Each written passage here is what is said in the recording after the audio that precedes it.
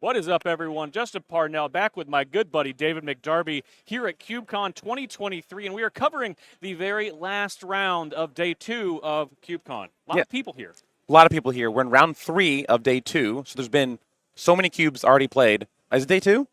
It is day 2 of CubeCon. Yeah, yesterday Great. was day 1. There's been so many cubes played. We're here in Madison, Wisconsin. There's been so many awesome cubes.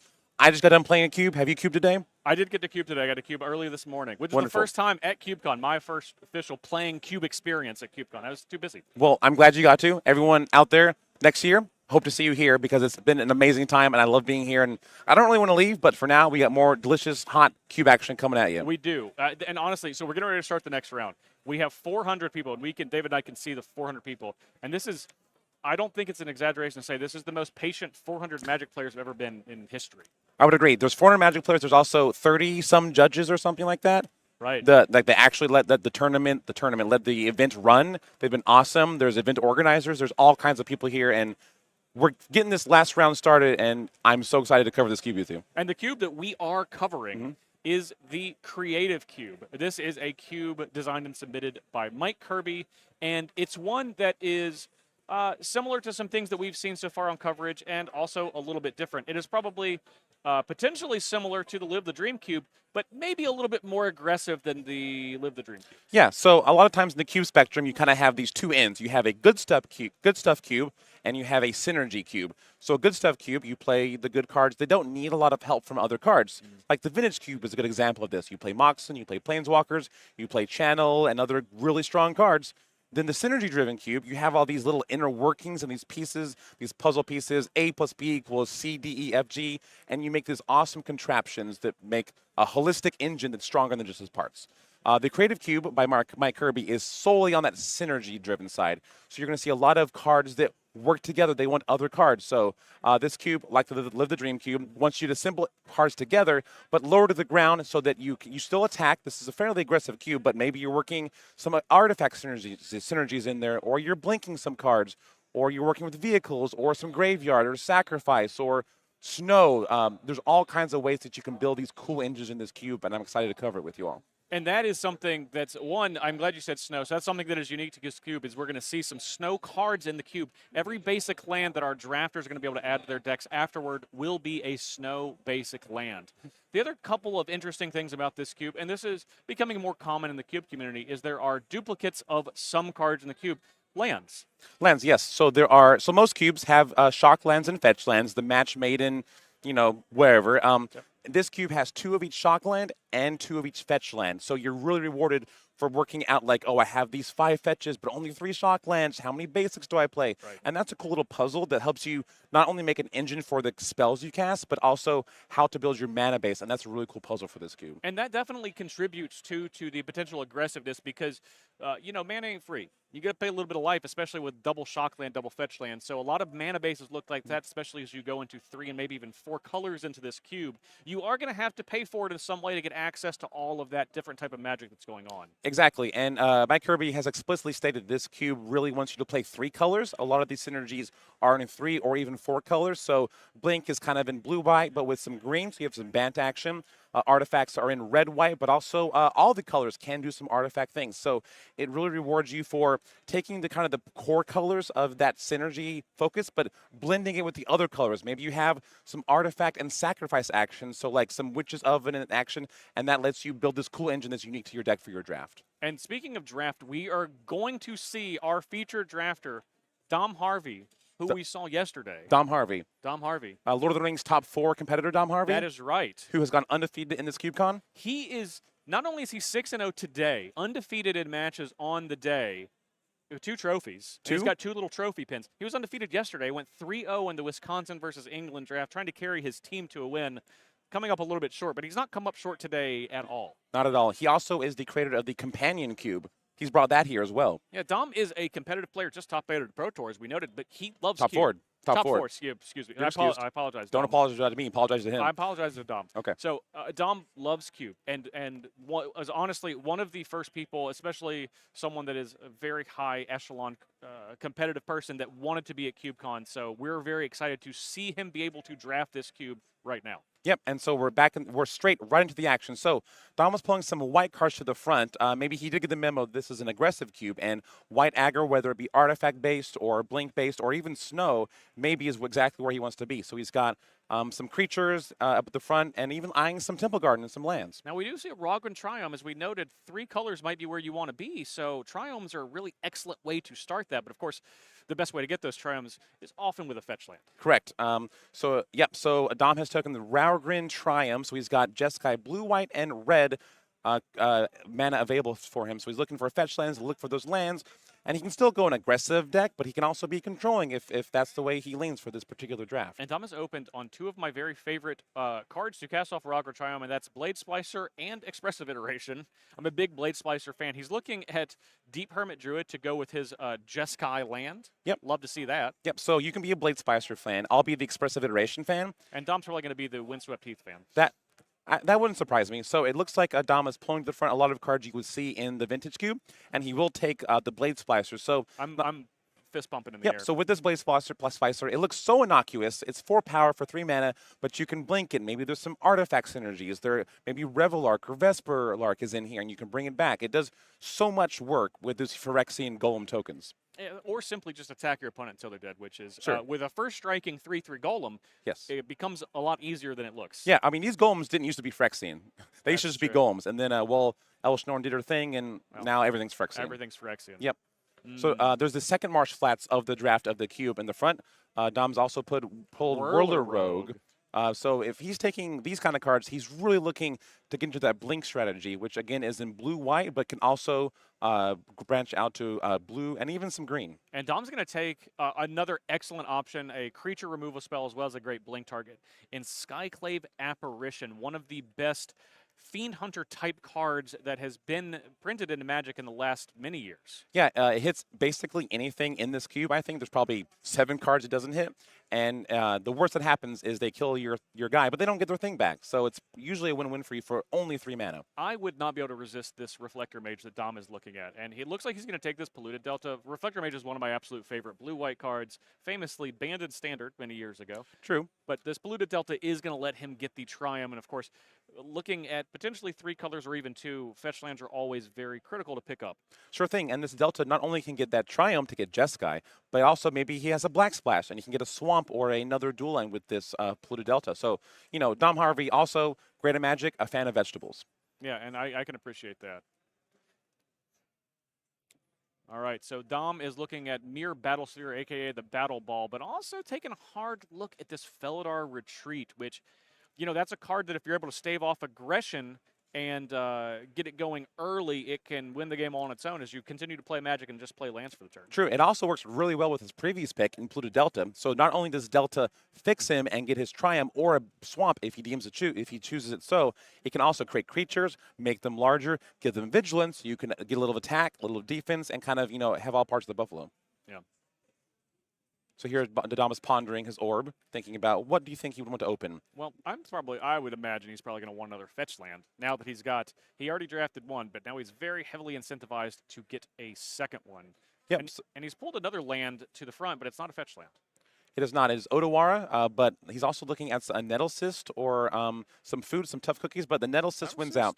So this is an interesting pick. It is a very interesting He doesn't have a lot of artifacts and artifact and enchantments yet. He does have the Felidar Retreat as well as the Blade Splicer. So now he's got an even bigger direction. He can go Blink. He can go artifacts. There's a lot of directions he can go.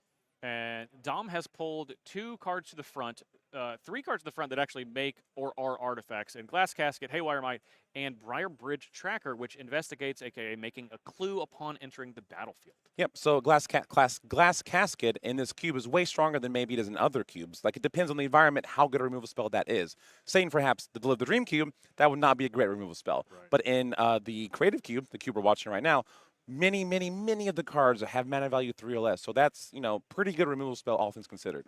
And I would imagine Dom really heavily considering black cards, which would be his first foray into that color outside of the Polluted Delta.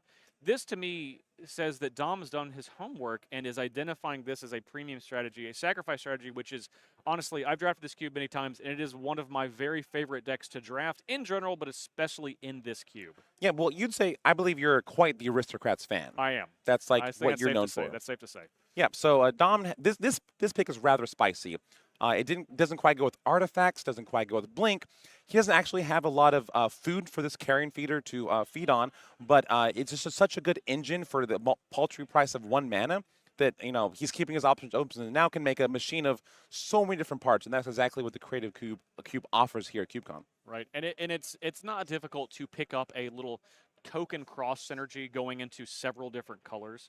And we do have that Blade Splicer. That doesn't make a token that you want to sacrifice, but you might want to sacrifice the thing that made it. Sure thing. And here, Dom picked up Lion Sash. So this is a little bit of a graveyard hate because there's a lot of graveyard shenanigans going on here. Right. Not quite as many as other cubes, but the graveyard is very relevant. This is not only a threat, but also buffs the Nettlecyst. So many cards Dom's been taking does buff the Nettlecyst. And the Steel Seraph, he was looking at that around the first time, but the Vintage Cube staple, R-Star perhaps, has come back around. And he is going to take that Steel Seraph, a great card to play on curve at 3 or off the top at 6 later in the game. Sometimes you have 6 mana and you draw a Steel Seraph. What are you to do? Well, let's not forget Dom has that Nettlecyst from earlier in the draft, so I think he's cooking right now. He's trying to cook anyway. We should let him cook. We should let him cook, and yep. Dom is going to continue to cook. There's a lot of lands here in this pack. But we have I would say a premium black removal spell in Baleful Mastery, something you can cast for 2 while giving your opponent a card, or cleanly exile something at 4 mana. But predictably, Dom takes the land. Well, keeps his opposite open. Yeah, he's got Polluted Delta, so he's keeping that Delta in mind and looking for lands that he can for sure find with that Delta, but also it looked like that was a low opportunity cost pick. Right. And he's going to play that Overgrown Tomb in basically any deck he plays, unlike some of the other cards. Absolutely. And, even with double Shockland, double Fetchland, getting one of those cards in that cycle, whether it be a Shockland or Fetchland, with 4 or 5 cards left in the pack is going to be very powerful. Those are still excellent picks, things you can pick early on in the draft. And if you see them late, man, they're almost going to be better than just about what else you can find. Yeah, so right now, Dom gets time to think about it because he's working with artifact synergy, enchantment synergy, lands, tokens, blink. There's so many different sacrifice. There's so many different directions his deck could go. It's not just like lands, lightning bolt, goblin guide, but there's so many things Dom needs to keep aware of so that clipboard in his brain has so many different lines of text there that you have to be mindful of when looking at all the cards in this cube. And that's one of the great things, not just about Cube, not just about Magic, but about the Creative Cube, seeing it here at CubeCon, that there's so many directions to go, and it's like a playground of possibility. Dom's trying to find these interlocking 2 or 3 card synergies and link as many of those together. And if you have enough overlap, you can find multiple things. Oh, we have a really late Triumph. And Doth the Triumph adding Obzon to his pull. Right now he's looking at the Huntsman's Reckoning, the Huntsman card from Eldraine. So this card, not only does it make tokens, but it searches up creatures. It gets them larger to attack. And with this saga, the Huntsman's Redemption. He can really do a lot of good work. And Cankerbloom, just a really excellent card to pick up. It sacrifices to destroy an artifact or enchantment. It can proliferate. And it's also just a 3/2 for 2 that can bash your face in. Yep. I remember playing a cube where my opponent had Cankerbloom. I had Tarmogoyf. And there wasn't anything else going on. It did not end well for me. I was like, has Tarmogoyf really fallen so far that the Cankerbloom? The mighty Cankerbloom. Yeah. So it looks like Chart a Course was the pick here. Not a lot of other options in the pack, but, draw some cards. Oh, we get a 14th pick. Blood Crypt. Blood Crypt, and then a 15th pick Briarbridge Tracker. Briarbridge Tracker does a lot. It makes tokens. It's good with Blink. It works with the Nettlecyst. It works with the Huntsman's Redemption. So this cube has a lot of ways to search up specific creatures, whether it be with the Huntsman's Redemption or with Fiend Creator, Friend Maker. It makes his own friends. Fiend Hunter? No. All right, so Dom, while McDarby is trying to... Fiend Artisan. Artisan. It creates fiends. Artisan creates fiends. 4 Fiend Artisan. Yes. Dom has threats on a lot of different decks here with 2 Shocklands, a Triumph, and that Polluted Delta, which is doing a lot of heavy lifting for his deck. I think one of the only cards that's going to be 1,000% to make his deck is going to be that Polluted Delta. But we're seeing in Pack 2... we got some bangers here. I saw Teferi Temporal Pilgrim, perhaps the strongest blue planeswalker in cube. I would agree. Yeah. I would agree. So right now, Dom's looking at Mutavault. I will not believe Dom's going to take this. Well, it's a creature, you see. I think he's going to take this wedding announcement. Well, wedding announcement. I mean, Olivia and Edgar may be getting married soon, but it does work with a lot of the cards in his deck. But so does Mutavault. Wedding announcement cannot attack for 2 for the win. Well, kind of. Well, not itself. It can attack for 6 Come sometimes on. when the festivities have arrived. I mean, I kind of want Dom to take this. Okay, there we All go. right, Buddy. well, there we go, buddy. you know, thank you. Make me look smart. Dom's probably played a lot of Esper and Standard or Wedding Invitation. He's like, come on, make some vampires. That's right. Begin the festivities. Drink some red Kool-Aid, as it were.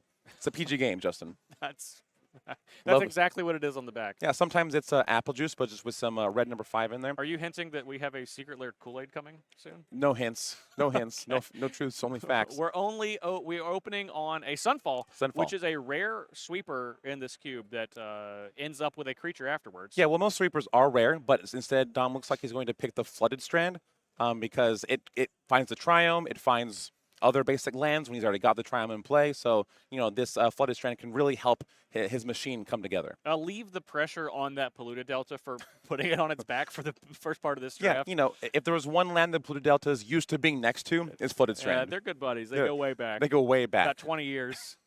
Has it been that long? Yeah. So, what is time? What do we think? What do we think Dom wants here? I mean, let's say something spicy. He wants more fetch lands.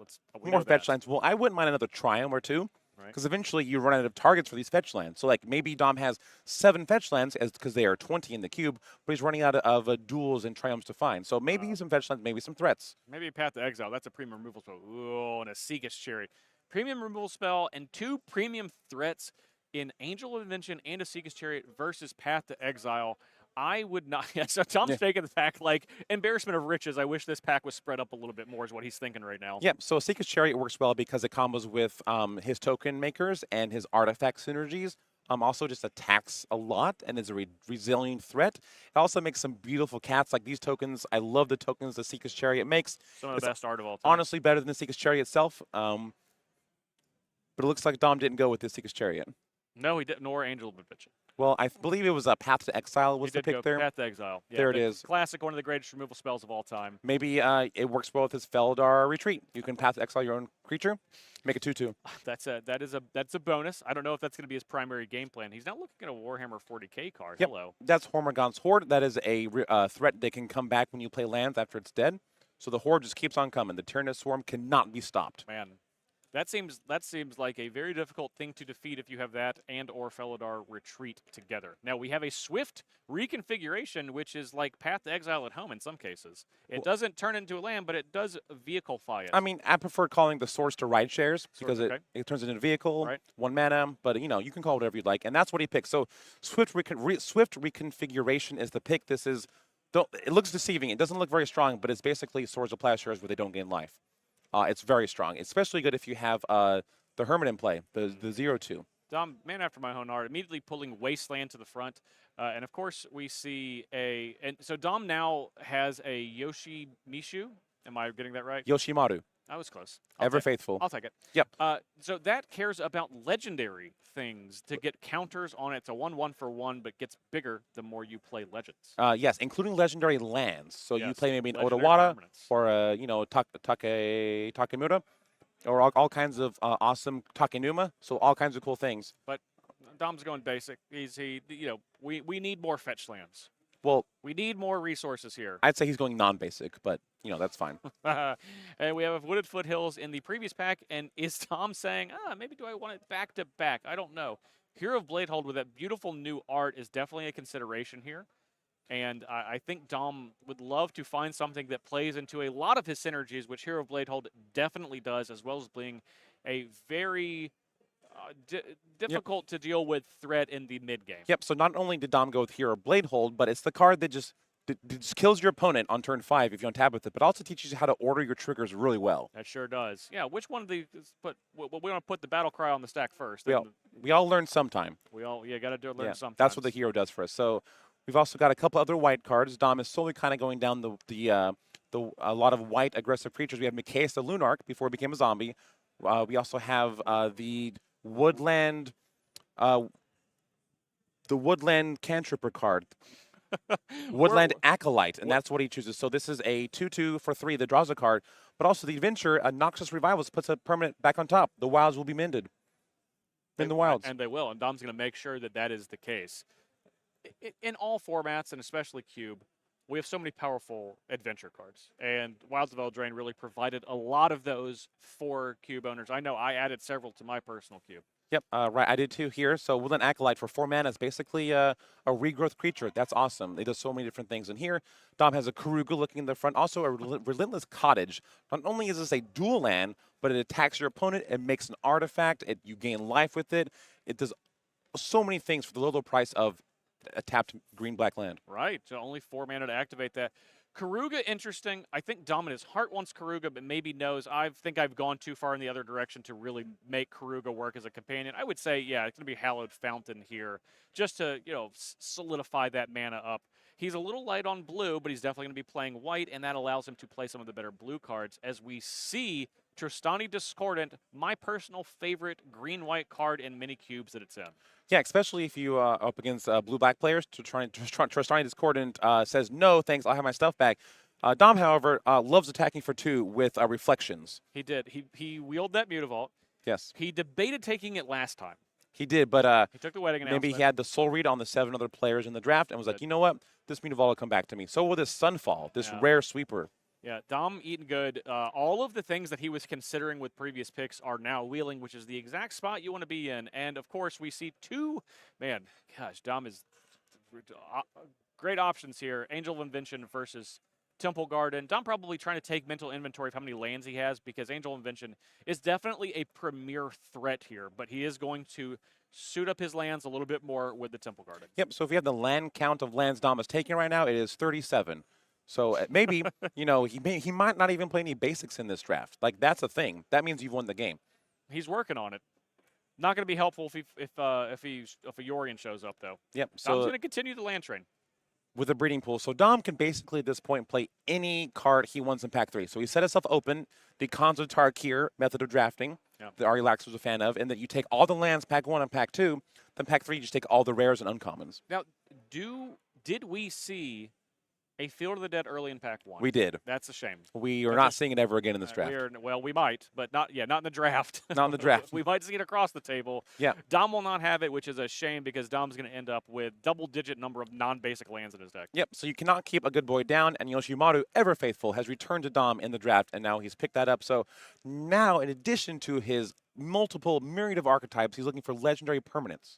And he picked up a Mishra's Factory to go with his Mutavault as well at the very end in case he's really keen on attacking for 2 of his lands. Yep, so Dom is set up here to be a 5-color mono white is the strategy right now here. Classic you hear about it all the time, along with artifacts, tokens, lands, sacrifice, all kinds of things. Well, the Carrion Feeder maybe not be hanging around, but maybe it is. You don't know. That's the beauty of drafting. Right. It was a speculative pick, but Dom still has a whole other pack. Oh, God, look at all those lands. Have we counted? Are there 17 lands here? I think there was 11. But 11? He's going pretty quick. Let's see. Come on, Dom. 1, 2, 3, 4. 4 still. 5, 6, 7, 8, 9, 10. 10? 10 lands. You only need 7 more for the perfect. Yeah, and Dom's like, hey, this is what we got. I got 7 more lands, 8 picks. Yeah, I'm good to go. Yeah, he's great. That's 15 right there. Bang. Yep. So now Dom's looking at his fetch lands, seeing how many targets he has for each fetch land, so he can really plan out these 7 other lands he'll be drafting in this pack. And notably, players are allowed to look at their picks in between, but Dom, professional Magic player knows that in a competitive REL draft, you're not allowed to do that. So correct. So Dom has the muscles for not needing to review his packs all the time. You can here. It's CubeCon. It's great. We're here to have fun and have a good time. So you can do that. Dom was like, I have my way to play Magic, my magician's way. You can have yours. And he takes the Noble Hierarch.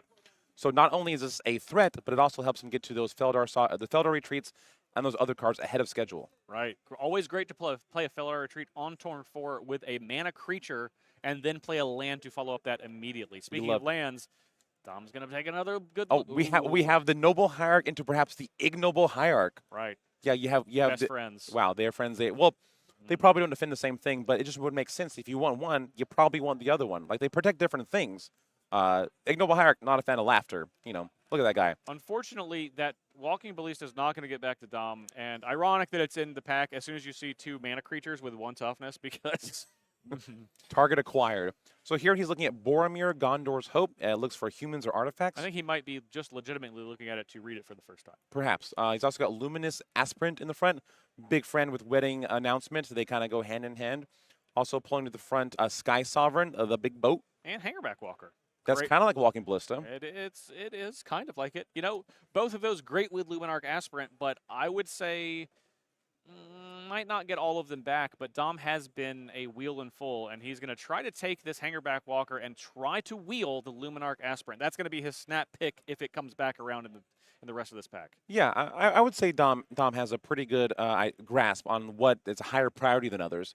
Yeah. So this Aspirant goes in really aggressive decks, can come down and just like it's a higher pick, and maybe the Hangerback Walker can go in any deck.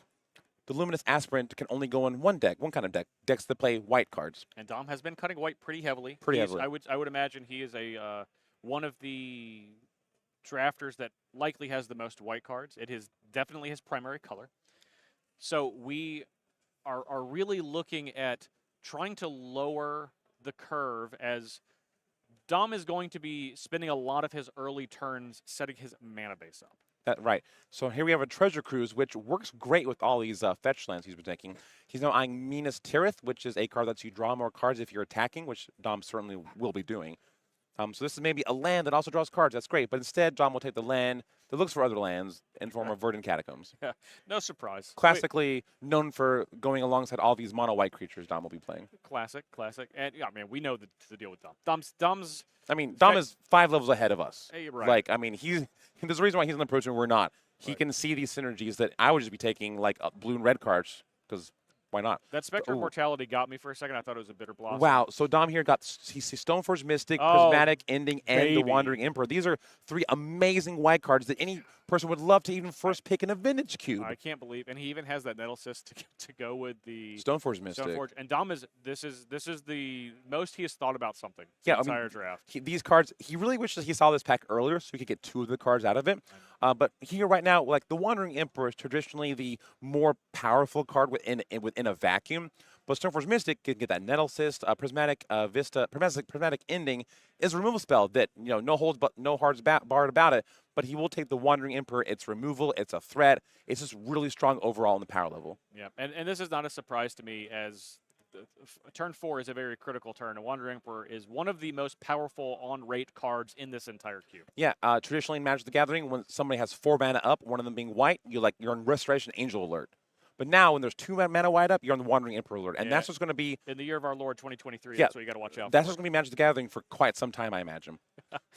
All right, we have a Glimmer Lens, which is a great 4 Mirrodin equipment that brings along a 2/2 Rebel. That's right. You have to say it that way. I did. Or you don't get the Rebel token. That's right. That's just how it works. We don't make the rules. We enforce that here at CubeCon. We enforce them. We don't make them. And so Glimmer Lens and Fateful Ending. Fateful Absence. Thank you. I've messed up on 5 cards so far, so it's about time you get one. So Glimmer Lens not only is a threat, it makes a token. It's an artifact for his Nettle Cyst, but also card draws when you attack with more than one. I'm going to take this whole pack. Yeah, this pack is great. So we've got Teething Wormlet, a green card that works with artifacts. You don't see that very often. We've got Night of Autumn. We've got Green Sun Zenith for all this green cards Dom has in his deck. And then we're taking a look at the Prosperous Innkeeper. The Goose. Gilded Goose. The Goose is loose. The Goose is indeed loose. It's loose. It's locked up now. It's loose right into Dom's deck. Yeah. Chatterfang, Tassiger. Horizon Canopy in the form of back end is a pretty good pickup for Dom. He loves his lands. We know that. Absolutely. And man, green and white. Who would have thunk it? Dom was prepared to draft it all, but he has really settled into a lot of great green and white cards. Chatterfang, which is a very, very high ceiling card. If you were able to make tokens, that card's going to go completely nuts. But now Dom, looking at this Ice-Eyed Golem, you can't cast that, buddy. You need basic lands in your deck. That's it's a little rough, but fetch lands can sometimes get basic lands. Believe it or not. Did he just take it? I believe so. Madman, Dom Harvey. Well, here we have another land or maybe a Charming Prince. Altar of Ball. If you're a big fan into Baldur's Gate 3, Altar of Ball is a good one for you there. I can never get that card to work. Yeah, well, You should take the Charming Prince, you just though. maybe you're more of a Merkle kind of guy. Merkel? Merkle. I have a theory that Merkel used to be named Michael, and he just wanted to reinvent himself. Kind of like Cher. Exactly. Yeah. Or Strategist. Perhaps. So Dom looks like he picked the Charming Prince. So this is a card that it slices, it dices, it's a charm. Little known fact. That's why it has 3 modes of the abilities. It's a charm. Clever.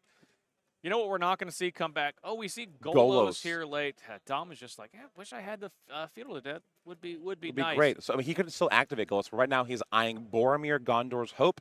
It's a 4-mana 3/4 that when it ETBs or attacks Titan Trigger, you look at the top 6 cards and get a human or an artifact.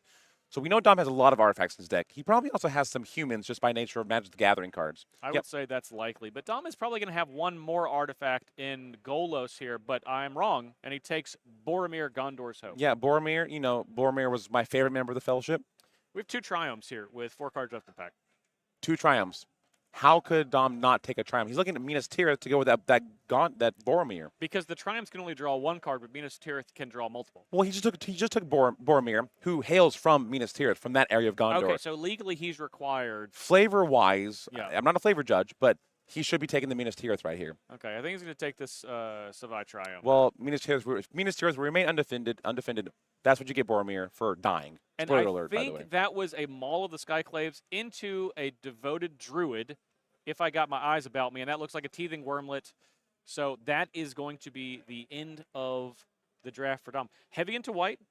Sure. Ended up with a decent number of green cards, and then can play any other card in his entire pool that he True. wants. So funny, he got that devoted druid 14th pick, pack 3, is an infinite mana combo now in his deck with Swift Reconfiguration.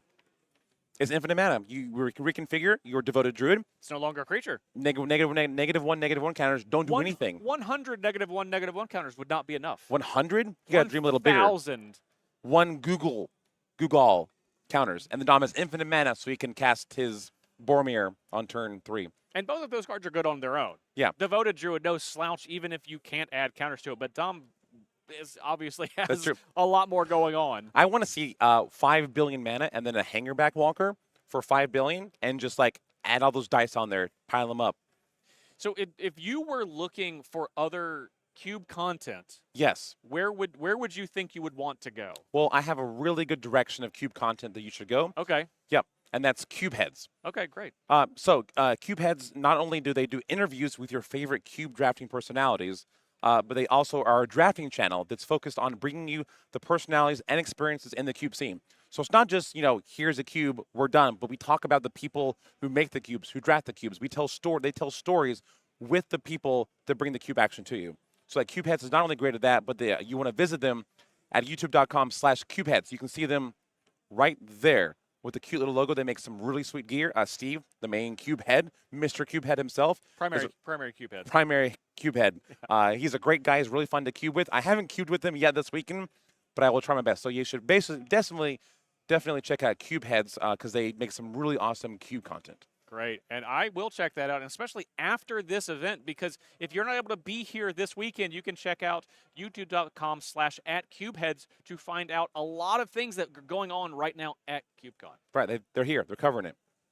And we're going to check out what is going to be Dom's first round opponent and see the build. And I'm not exactly sure which one. We're going to find out from our team here. And we're going to try to get a little, looks like it might be Brandon, as his name is still visible. Great. Yep. So we're looking at Brandon Kubeletti's pool here. I see one very unique card. Yeah, we see here a Yorion Sky Sovereign. That's the one. So most decks have 40 cards in them. Yorion says, nah, that ain't about me. Give me half as many more cards. Now here's the problem, and I've run into this a lot as I've been cubing. Yeah, I like to draft non-basic lands. Looks like Brandon does too. He's got about 7 or so there, I think. Yeah, and one of the big problems is you can't really draft Yorion and also draft a bunch of non-basic lands. True, but if you stick to around 2 colors, that's kind of doable. But it looks like Brandon has cards of a lot of colors. They are laid out here in terms of color orientation. So like we see Judith the Scourge Queen, we see Kogla and Yodaro, we see Liliana of Death's Majesty. All these cards, they're not blue or white. So I would be impressed if Brandon can get together a Yorion deck with 60 cards in it. I will. Well, yeah, 60 card minimum, which is what Brandon's going to be looking for, and I would say unlikely. Now, that being said, Yorian likely going to make his 40 card deck. Sure. He's got Restoration Angel and Yori on there, so we already have two of the pillars of white creatures that ETB and blink things. We So actually got a lot. I'm peeking a Solemn Simulacrum up at the top. I'm peeking a Reflector Mage, oh, card that I love quite a bit. We have a Lauren of the Third Path. We have a Twin Shot Sniper. Yep. All of those things are great to pop in and out of play a couple of times and accrue advantage over the game. we also have the lesser-known Guardian of Girapur. This is basically a Restoration Angel for 3 mana without flash. Yeah, March of the Machine's really showing out this weekend at CubeCon. A lot of really excellent cube cards supported by so many different mechanics for so many different cubes. Yep, so not only do these creatures blink things, but they are fairly aggressive in the air. So there you see the Guardian of Girapur. It looks like Brandon is amassing a flying, blinking army. So, if you ever heard some wisdom from Doctor Who, don't blink. Brandon never got that and is looking to blink. Which is ironic because he's using angels to do it. That is, maybe that's where they came from. I mean, Brandon's going to be blinking so much, people just think he's double winking the entire time. So we're gonna see Brandon. So Brandon laid out his pool for us, which was so kind to see what we could get a full look at and taking a picture of it to reference later. But now we're gonna see how Brandon builds his deck. So he's moving some things that are not blue and white. He's saying these are gonna go to the sideboard. I picked these up at a different spot, but yeah, Cugliadaro, Judith, that's not really gonna make the deck. Neither is this Altar of Ball. Neither is this Mobilized District. Neither is this Virtue of Persistence. That's a very powerful card. Neither is this Twin Shot Sniper. okay, yep. So Brandon also has Solidly banned. Mole Drifter, Big Moles, as Big some affectionately call balls. them. We also have Simulacrum. So it looks like Brandon is the Simulacrum master with both Simulacrums in his pool. That's double Simulacrum. That's tough to beat. That's especially when you start blinking them. They both do a thing. One gets a land, one's put 2+1/+1 counters. Another great card to blink is one from the Lord of the Rings Middle Earth expansion, Rosie of South Cotton Lane. Yeah, Rosie Cotton. Rosie Cotton of South Lane. You're basically there. So many words on Yeah. that one. So Rosie Cotton, she makes the food. Well, she's the barkeep. She's the barkeep of the tavern there in the Shire. Wow. Now, More to know. Samwise Gamgee, known from the Samwise Gamgee combo deck. Is this his wife? At the end of the story, they do end up together and have a child. We Yes. got him. Have more than one. Yeah, Rosie Cotton. I was legitimately asking a question. I didn't know the answer. Oh, well, that's what I'm here for. Oh, thank goodness. Yep. So Rosie Cotton, she looks kind of unassuming, just a 1/1 for 3 that makes the food. But in this token-rich environment, she can get real big, or other creatures can get real big, real hurry when she feeds them some yummy food from the tavern. Yeah, a lot of tokens. A Seeker's Chariot. Oh wow. Okay, Brandon's deck had some bangers hiding out in the back there, and it looks like we have premium removal spell Prismatic Ending that was not taken by Dom. Is that what it looks like? Yeah, that sounds about right. We also have Censor in the form of a counterspell. Yeah, Prismatic Ending. That looks like Maybe. it matches that art. It could be. I'm going to say that it is, and we're going to continue on. So we're looking at a Bant Blink deck, which is definitely a supported archetype in this cube, and something that is quite powerful if you can get it going with little resistance early in the game. Yep. So if you notice, Brandon and Dom sat across from each other, so they will be playing. And oftentimes in things like this, you see a mirror match on round one because they are the farthest away, so they have the least competition for the cards. So Dom and Brandon both have a lot of green-white cards with the enter the battlefield abilities, but Brandon really zeroed in on the Bant blinking game, and Dom really centered in the land-taking game. Yes. Yes. And I would imagine the concentration of white cards in this cube is going to be seen in this first matchup because these are the two white heaviest decks, no doubt, based on the number of cards that are in this cube. And I do want to point something out going away from Brandon. We see on the left, and the person building, that is Mike Kirby, the designer of the cube. There he is. I'm actually excited to see if he can prove his own mettle with his creation and do well in this draft.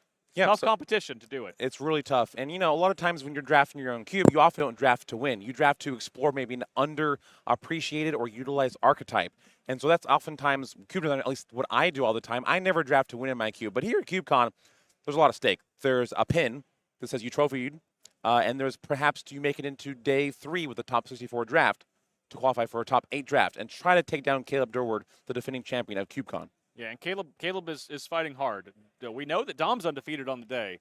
He's got the competition has really heated up here in this cube. We've got Dom Harvey, 9-0 or something like that on the weekend, X&0. Yeah. Mike Kirby, his own cube. So there's a lot of awesome, cool cube action coming. Mole Drifter.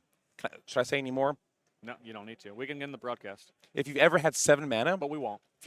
well, I'm sure everyone at home thanks you for that. Yeah. So if we ever have Mole Drifter on turn 7, you evoke it, then you cast Restoration Angel and blink it. You draw 4 cards, 5 power.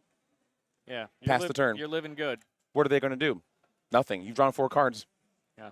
That's the what are they can't even what are they cast Ancestral Recall? That's only 3 cards. That's a great opportunity. Oh, so Brandon v. Tidings. Dom is what we're going to see in this first round. So how is this matchup going to go? It looks like Brandon's curve actually quite low. We got a lot of 1s, 2s, and 3s, even though we got some power at the 4 and the 5 drop spot. But Brandon going to get off to the races pretty quick establishing his board. Is that going to cause problems for Dom, who is going to spend time setting up his mana potentially? Yep. So Brandon also, I think he has probably the longer end game. So I would imagine Brandon's the control deck. He's got Mole Drifter. He's got Lona's Cryptozoologist for the super late game. And while Dom has a lot of good mana fixing and some good threats, it looks like Brandon is definitely will be the control deck and is hoping to gum up the ground and then get some value out of these blink synergies. But you know, Brandon also has Delighted Halfling, so also has some mana creatures on his own, along with that wild growth that we see up there. Right, and that's going to do a lot of work to let Brandon jump from 1 to 3, which is really when his game plan for blinking starts to develop. Yep. A lot of blink cards start at 3. Blink kind of is a 3 to 5 range of cards, so you kind of want to set up. And Dom knows he's been around before, so it's really going to be heads up on Dom to see, oh, should I kill this thing, kill this guy main phase with an instant? So does it get blunked? The past term of blink is blunk. Is it? Okay. Yep. The more you know. That's the more you know. So I love watching blink decks play because there's so much play to them. You can eke out these synergies. Maybe you just sorcery speed your Restoration Angel. Maybe you Lorne and you activate it before you blink and you blow up another artifact like a Feldar Retreat or some other enchantment artifact. So I'm really excited to see these kind of similar decks go up against each other and see where the skill can come to the top and the players can, for once and all, decide who's best at the Creative Cube here at CubeCon in Madison, Wisconsin at GameholeCon. Amazing. Yeah, that was a lot of words. I really think that Dom had a critical moment in his draft about halfway through. It was the Luminarch Aspirant pick when he passed on it. Basically saying, I have a lot of potentially aggressive cards, but they're around 3 mana. Mm-hmm. Do I want to try to get a little smaller? Or do I want to say, well, you know what? Maybe I want to explore things that are going to go bigger, a little more colors. He passed the Aspirant. He did end up with the Yoshimaru. His partner. Such a good boy. Yeah, the best boy. Well, we've got Yoshimaru. We also have Isamaru. Alert the guards. The Kami coming. Yeah. It's alert. Is it alert the men? Well, it used to be. Now it's alert the guards. The more you know. My good friend Stephen Green, that's his favorite flavor text in all of Magic. Can he recite it all? Yeah, he can. I don't know it all, but he can. Well, I know it all, but I will not be reciting it all here. Okay, great. So Brandon just double checking. Wow. Night of Autumn, anyway. Yeah, we also have a Landwar Visionary as well. One of my favorite cards, Landwar Visionary. It draws a card, it adds a mana. What more do you want in Magic besides the word draw and the word add? Seaga's Chariot, too. That just being able to be blunk, that's the right term? Thank you. Okay. Yes. Being able to blink that, to make it blunk, to create 2 more kitty cat tokens. I'm really liking Brandon's deck. And we haven't seen Dom's build. He has a lot of options. We know he's going to be heavy into white. We know he's going to be touching into green, probably touching into blue. Which is sounding a lot like a Bant Mirror when I say it out loud. It sure does, Justin. But I'm curious, and this would be kind of the opposite of what I would expect from Dom based on his draft. Do you think it's possible he scales back some amount of lands he drafted because he ended up, he didn't necessarily need All those of lands. those colors, Mhm. right? He didn't need. He's not able to take full advantage of all those colors, and he's sacrificing a lot of speed to maybe be able to fix his mana unnecessarily, perhaps. Sure, but when you have infinite mana like Dom can make, you want those triomes so you can cycle through them. When you have Felidar Retreat, you want those fetch lands so you can make more cat Right. token, cat beasts. Well, he's going to play all those fetch lands. Well, sure.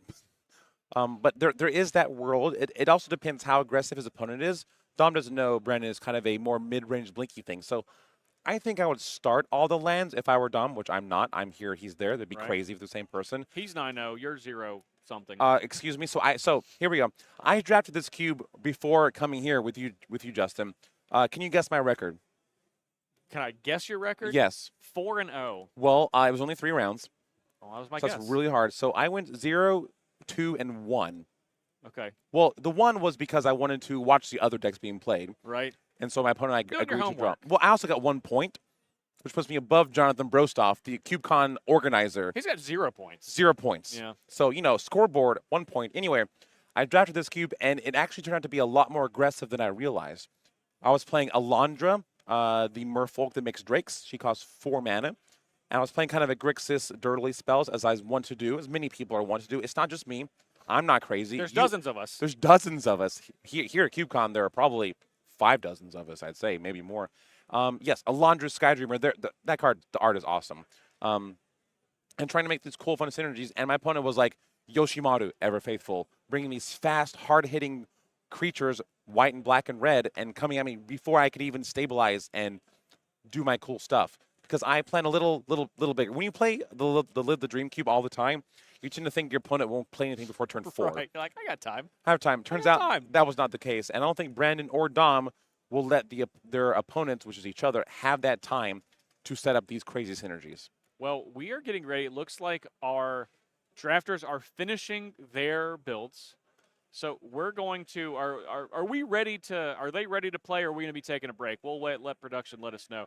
But Dom, I think, is probably going to be playing most of his white cards. I would imagine that that's what we're going to see when we come back from Yeah, break. I would imagine both players are playing most of their white cards. Well, we know that Brandon is. Yes. But I think that Dom, having access to so many things, I think he's going to cut back and actually going to be very, very heavy into white. That's my guess. Well, once we're going to head out to break just a couple minutes. When we get back, make sure you stick around so you can watch these white creatures duke it out. Blink versus Infinite Mana and all the kinds of white creatures here at CubeCon in Madison, Wisconsin. Don't go anywhere.